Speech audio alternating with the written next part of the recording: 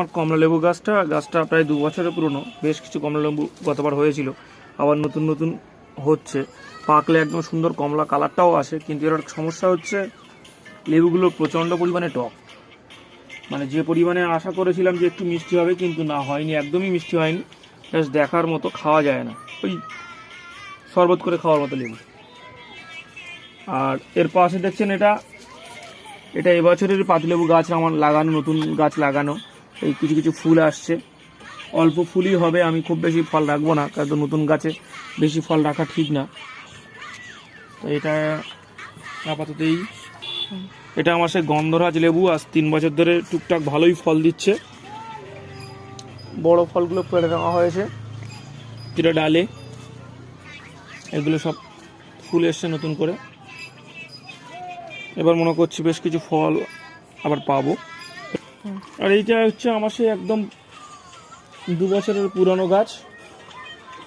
এই গাছটা হচ্ছে মোসাম্বি, দেশি মোসাম্বি, খুব সুন্দর মিষ্টি হয় এবং রসও যথেষ্ট ভালো।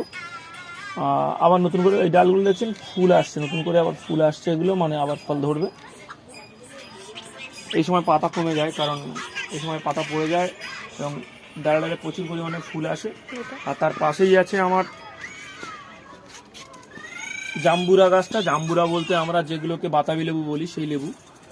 গত বছরেও একটা দুটো হয়েছিল, আর এবছরেও প্রচুর নতুন নতুন শাখা বেরিয়েছে এবং প্রত্যেকটা শাখাতে দেখছি নতুন নতুন ফুল আসছে, কুঁড়ি আসছে। তো আশা করি এবছরে আশানুরূপ ফল হবে।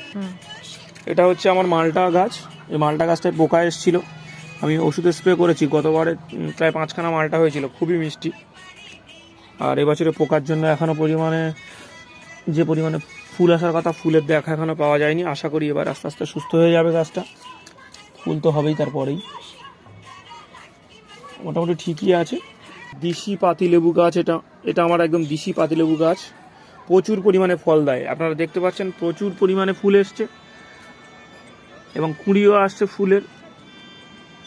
যে পরিমাণে ফল আশা করছি এবারে হবে, গাছে লেবু খেয়ে পারা যাবে না, এত পরিমাণে ফুল এসছে। মানে অসাধারণ বললেও কম বলা হবে, প্রচুর ফুল।